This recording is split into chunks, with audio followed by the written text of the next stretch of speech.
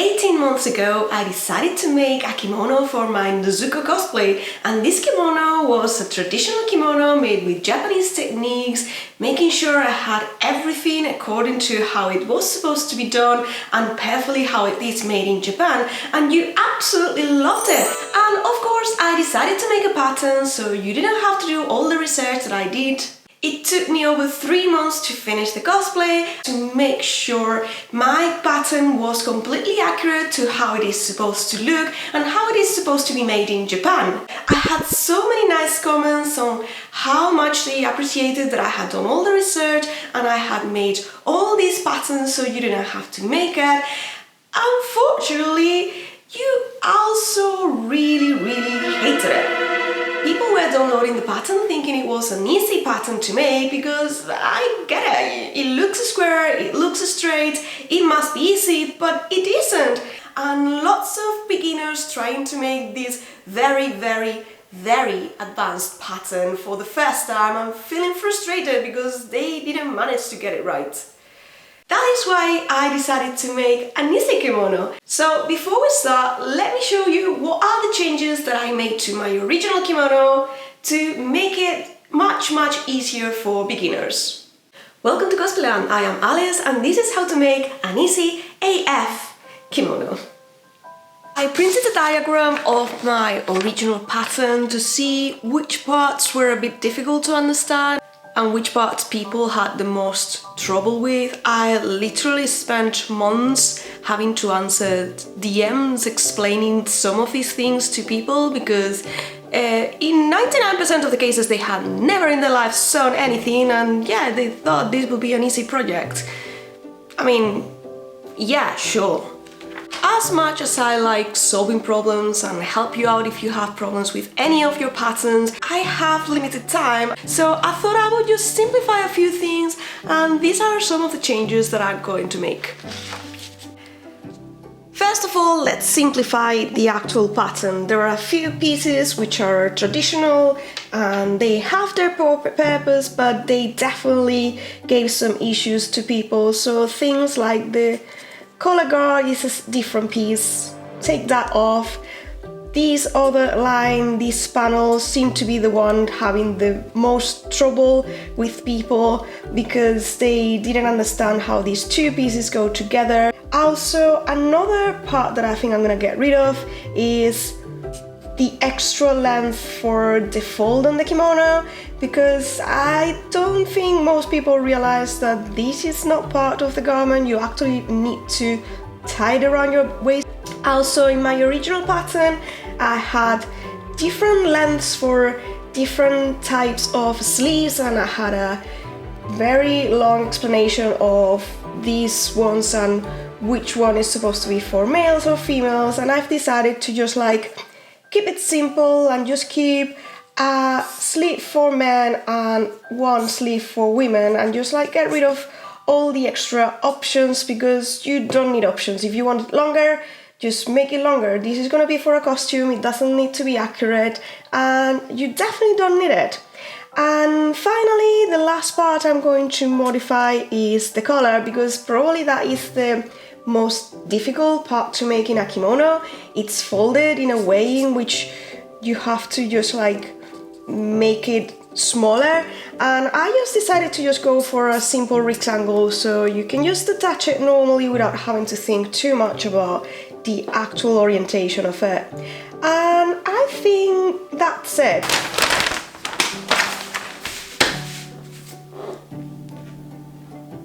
We have talked about the pattern, but let's talk about the materials as well, because a traditional kimono is usually made with silk. And silk is not only very expensive, it's something very difficult to handle. And that is the reason why most of kimonos are sewn completely by hand. It's just an absolute hellish material to work with, and I'm not even going to suggest it for this project. Instead, I'm going to be using some kind of cotton or polycotton. This is actually bed sheet fabric, and it has a little bit of a shine to it, which makes it a little bit nicer to look at. But yeah, it's way easier to sew, and if you want to just save yourself from some troubles and some headaches, I totally recommend you to just stick to something like cotton or polycotton.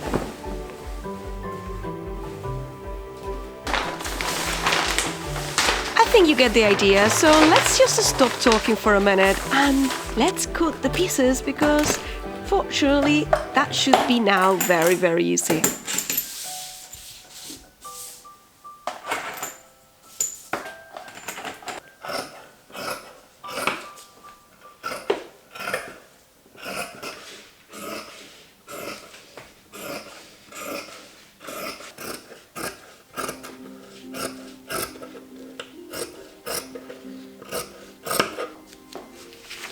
The first thing you need to do is sew the back piece, and this is simply a straight line. And by the way, before you remove all the patterns, don't forget to mark the notches in the pattern, as you will be needing them later on.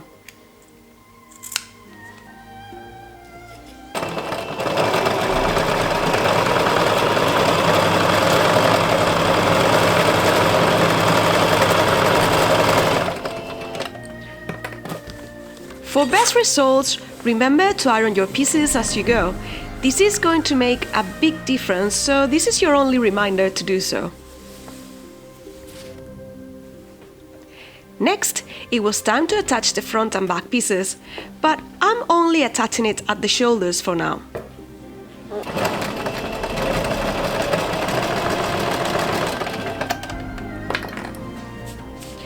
The sleeves are a very long rectangle folded in half.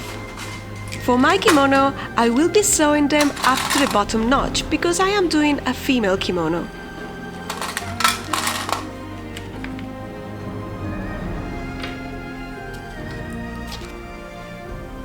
I sew the bottom of the sleeve, leaving a gap at the front and the back, and I turn my fabric.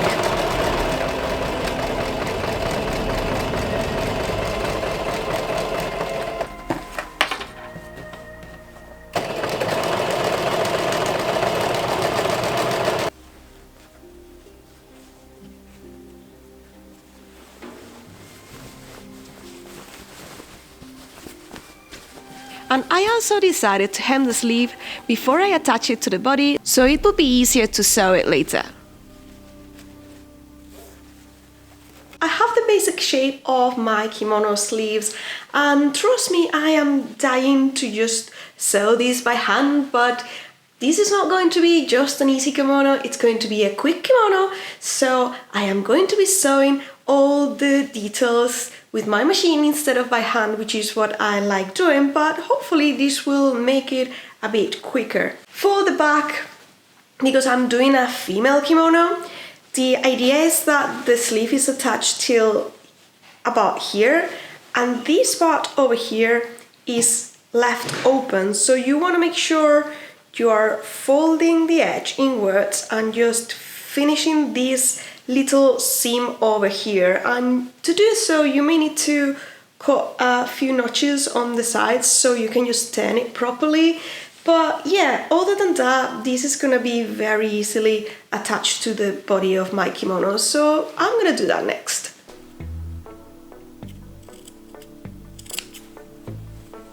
Of course, this part is absolutely optional, so if it is too much trouble, simply close this gap and attach it like a normal sleeve.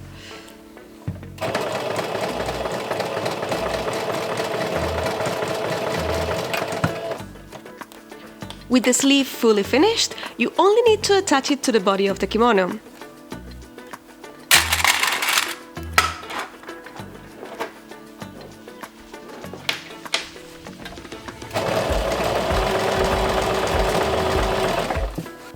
And same as with the sleeve, you are leaving a little gap under the armhole and sewn at the sides of your kimono.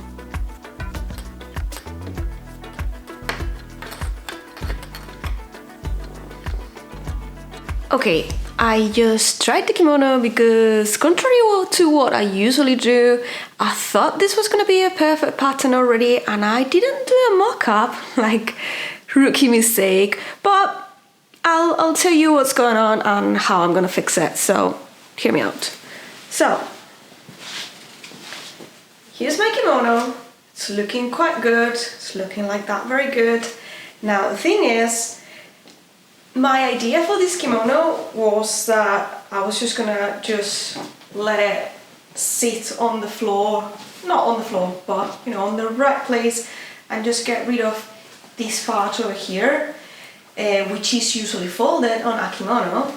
And basically what happens is that if I do that, the kind of diagonal piece of the kimono falls too short, because I use my original kimono. A kimono is not worn like this, it's actually worn higher. So what they do is they cross it over higher, like that, and then just cross it over again. And it's worn with a fold over here that they tie with a knot. Fortunately, I made my kimono longer, so I can still wear it that way, because I'm a very short person, so all the extra space I had left for you guys to wear it correctly, just basically it's all the extra space that I'm shorter. On the pattern, what I'm gonna do is I'm gonna shorten this piece over here. I just need to hem the bottom and add the color, and the kimono is on. Not too bad, not too bad. This has only been this morning so far, so I'm hoping I'm gonna have the kimono finished by the end of the day. Yeah. If you let me.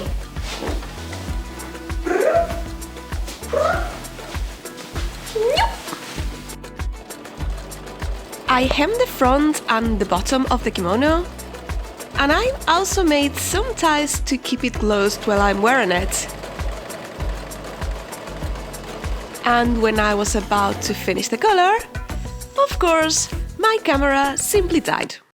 I didn't get to finish the kimono in one day, and that was only because I ran out of batteries, so I couldn't record the color. You may also notice the color is slightly different. I have added this motif to the color and to the bottom of the kimono as well, but I'm not going to be showing you how I did this on this video. I will be showing it on the next video, in which I show you the cosplay that I am making, and I have already done some of the pieces that are missing to finish it, so make sure to watch the next one as well if you're interested in knowing how I did this. But for now, I'm just gonna show you that I have folded the color in half, so I can now finally attach it to the kimono, because this is the last part and then it will be done. In order to reinforce the color, I added an extra piece of cotton to the inside, but you can also use interfacing. And starting in the middle, I pinned the color in place. As I mentioned before, this color is slightly different and easier to sew, but it is still a little bit challenging. You can simply cut a notch in the curved area to help you pin it in place more easily. Go slowly and take your time.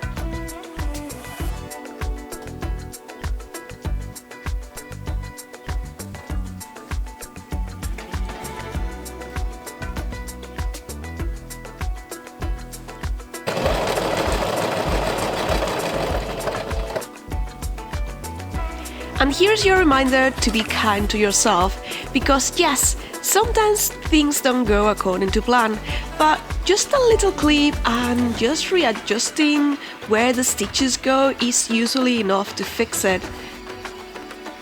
Try again until you get it right.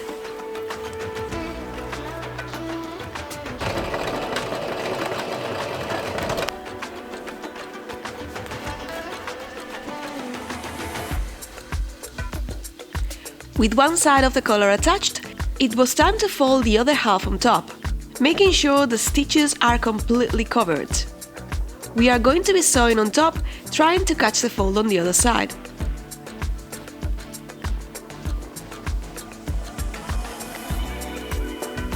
I also folded the bottom edges inwards and transferred all the pins to the front, so it would be easier to remove them as I am sewing it.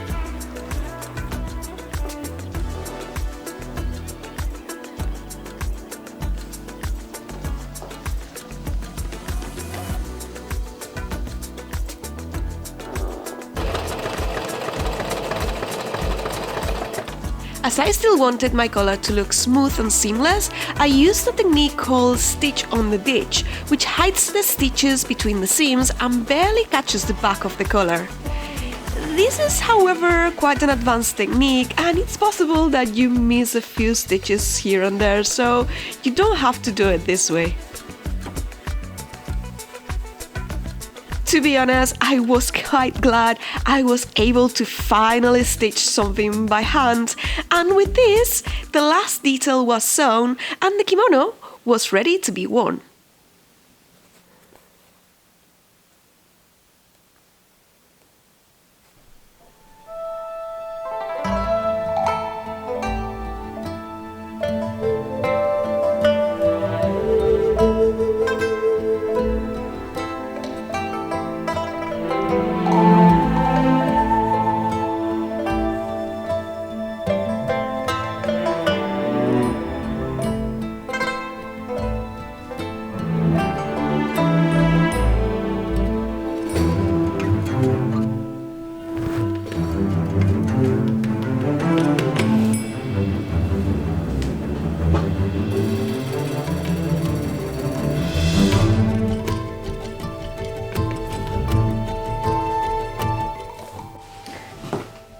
Here it is. I made the kimono in 2 days, considering the first day I was only missing the collar and I didn't finish it. And yeah, it is a way faster way of making a kimono if you don't want to be completely traditional and just try to do a kimono just for a costume. This is absolutely fine, and as you can see, it looks quite good. It's not perfect. I definitely can see the difference between wearing it this way or wearing it with the appropriate clothing. I just quickly put it together. I'm not wearing any of the underwear that you're supposed to be wearing underneath, and the obi right now is very loose because I didn't tighten it correctly. To be honest, I'm gonna show you. This is actually, it's not even the whole obi. See, I didn't put the bow on the obi, I simply just tied it at the back. This is a pre-tied obi that I made, and I probably will be making patterns for these as well. But it is way easier and way quicker than trying to tie a real obi like that one, because that literally takes me an hour. So I just quickly put it together to see what you can achieve just with a 5-minute getting ready with this kimono. Overall, am I happy with this kimono? The answer is yes. I made it so quickly. Honestly, unless you get very close, you won't notice that this is all stitch, top stitch, which again, it's one of the things that you don't see in a real kimono. But if you are just wearing this for a party or just for a costume, the effort this took was so little that it is totally worth it instead of hand sewing everything. And I totally understand if you're going to a party, you don't necessarily want to spend 3 months as I spent with my last traditional kimono. Just for a party, this totally works. For a convention, for going and make a cosplay, and this is actually going to be for my next cosplay. And once again, I made everything including the obi in just 2 days, so it's totally achievable if you're trying to go for a quick cosplay. If you want to see the rest of this project, make sure to come back next week, because I will be showing you how I make the obi and the rest of the accessories for this cosplay. And in any case, thank you so much for watching, and I will be seeing you in the next adventure. Bye!